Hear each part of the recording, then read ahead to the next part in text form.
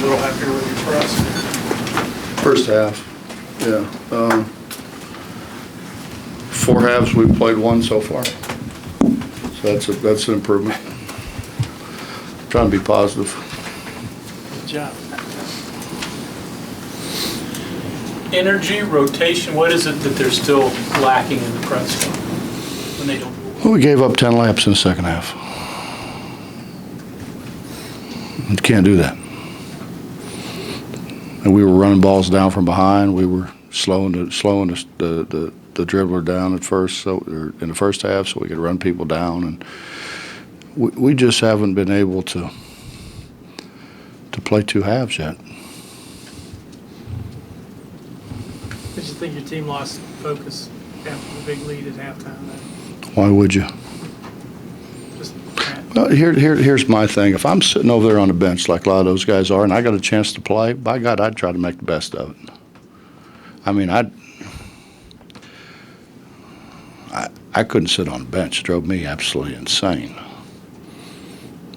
I just don't understand why you wouldn't go in and just compete your tail off. I don't understand how you get screened. I don't understand how, okay, you give up 1 layup. How do you give up 10? 10.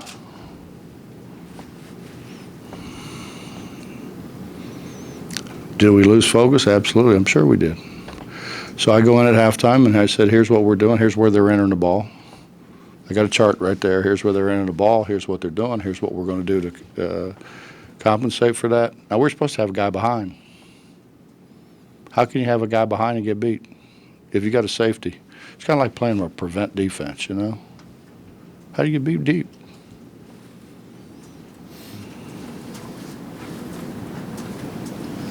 Nate Adrian, double-double.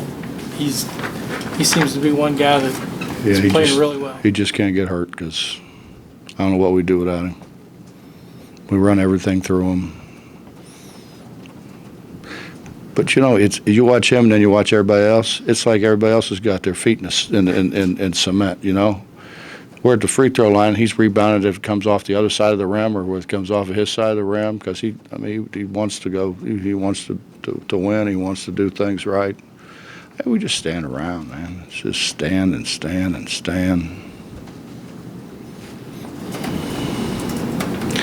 What's going to happen is the rotation's going to get shorter. Then those guys aren't going to play. Then they're going to say, well, I don't understand why I don't play. I do. And to me, this is a wonderful advantage for those guys to show what they can do. And they are. That's what they don't understand. They are showing what they can do. So as the rotation gets a little smaller,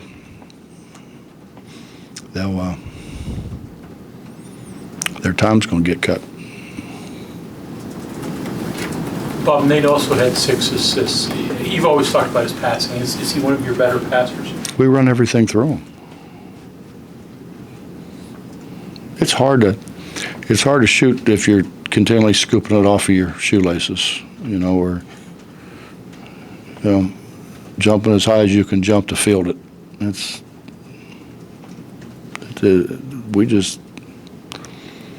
And it's not we can't because when you really if you can stand over top of them and make them run on a treadmill or something if they make a terrible pass. Generally they don't.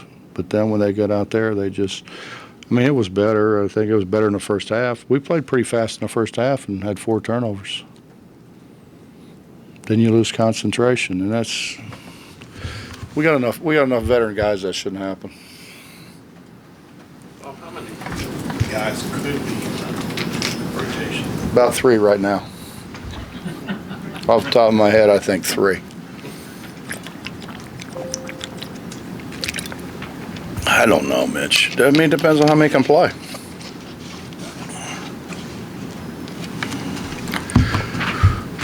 Generally speaking, you get guys like Jay Page. How much better was he his second year than his first? How much better was Devin Williams his second year than his first? How much better was John Holden his second year than his first? And I don't want to name names, but how much better is so-and-so than he was a year ago? That's the problem. That's my frustration because 35 years of doing this, very rarely do guys not get better. We work too hard for them not to get better. And we've got guys that really, I mean, to this point anyways, they haven't shown anybody that they've gotten better. We're talking about running your offense through Nate. You know, as you kind of went into this year and you know, you looked at what you had on the roster, was that an easy decision to make to say, hey? No, it's just watching him practice. Watching practice. I mean, you watch practice, he makes the right pass. But see, Justin, it's more than that. It's our game is a little more complicated because, unfortunately, you have to throw the ball to all 5 guys at some point in time or another. And I mean that, unfortunately, you have to, because some of them I'd like to never throw it to. And when they catch it, they've got to know who's coming open and where they're coming open at. You know, and it's progressions. You know, just like a quarterback. You know, it's a progression. You look at the first cutter, and then you look at the second cutter, and then you're looking to see if the guy screening has slipped it, or if they've overhelped. If they've overhelped, he steps to the ball. If you have somebody like Nate who can shoot and they overhelped and he pops. But you have to know what you're looking for to be able to deliver the ball, and you have to know in the right progression. And when the first thing you do is catch it, put your head down, and see how many times you can dribble it in the same place, it don't work. You know, it's just. And then in the second half, I mean, part of it was us, because we're yelling, "Will you please pass the ball?" And we passed up some shots. We passed up some shots we shouldn't have passed up because they're trying to pass the ball. But we just lost all of our energy. You know, we can't do that. I mean, think about the plays we made it into games a year ago on just energy plays to win games. We can't lose that we can't lose that energy. Taking that year 1 to year 2 improvement that you're talking about, does that also count for a guy like Lamont West who didn't play but was here? No, but he should be ahead of the true freshman. But no, he hadn't. It's a whole lot different being in practice and really being the other team than being there and being accountable. On the other end of that stick, what did it show you when Sagaba made his awful pass, had it stolen, but didn't stand there, went down and blocked the shot at the other end? Well, he got better, Bob. But, you know, I said to him after the game, did you ever see Devin just stand there and watch a ball get shot and stand and watch it and not go rebound it? And he does that a lot. He doesn't do it all the time, obviously, but he does it a lot. I guess, you know, it depends on your expectations, and my expectations are to win. We're trying to win. We can't win the way we're playing.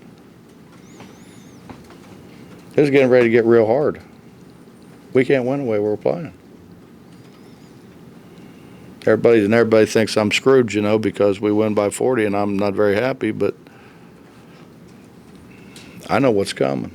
I'm also the same guy who told you that we didn't prepare to play Stephen F. Austin, and I told you that well before the game.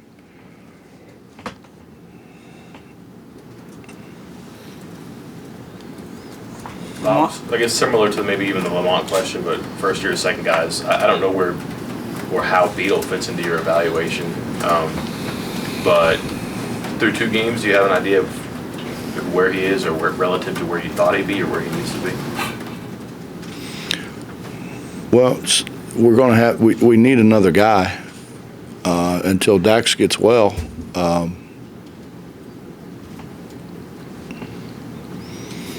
I don't know. I mean,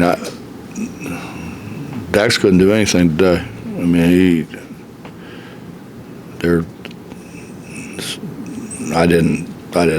I'm so, what's the word? I don't know. I don't know what word I want to say, because did you ever notice? You guys don't really notice that, you know. But when you sit here and you try to be honest and you try to say some things, and then you look at what you said, and you're like, damn, I shouldn't have said that. I shouldn't have said it that way, So I'm trying to be careful with what I say. Anyway. Everybody. Everybody. Trying to, more sensitive, the sensitivity, because I don't want to have to go to sensitivity training or anything like that. Well, I sure don't want to go. I guess, is it too soon for a guy who's missed that much time and maybe his leg is 100%, maybe he knows it or doesn't yet, but is he a little bit away still, or should he be good to go? Well, let me answer it this way. I think there's tremendous opportunity for anybody who won't throw the ball away, who can make an open shot, and who won't continually give layups against the press. I think whomever it is, whether it's Beadle, whether it's Chase, whether it's James Long, I don't care. Any of them. I mean, I told him the other day, in whatever year it was when I was at Akron, we went to the NCAA tournament, first time in school history as a Division I school. I started a walk-on at 2 guard. I started a football player at center. I don't care. I want to win, man. I don't care. I had a bunch of scholarship guys sitting in. That's when we had 15. So we had as many as the women had, believe it or not. And 15 of them, and I'm starting 2 walk-on guys. And I brought two other football players off the bench before I brought scholarship players off the bench. So that didn't really mean anything to me. I didn't play the guys that deserve to play and the guys that are going to give us the best chance to win. Had 3 football players on the front line. We went to Detroit. That was back when Detroit was still pretty good. And my assistant said that we go about 8 minutes, and he said, "Hugs, you got to get these guys out. We can't score." I said, "Either can they." Anything else? Hey, if Carter tonight gives you 8 assists, no turnovers, maybe he didn't have his best shooting night, but with what he's got to do to run the offense and play that position, do you take that? And I wish he'd shoot it better, but yeah, I don't have a problem with JC. But I mean, Justin, come on, man. There's some other guys that aren't giving us what they could give us, who we really expected them to take that next step, and they're not. And they haven't done it.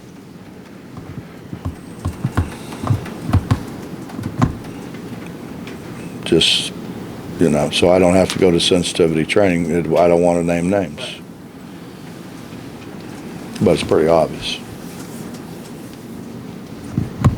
Anything else? I'm not going to sensitivity training. I'm maturing.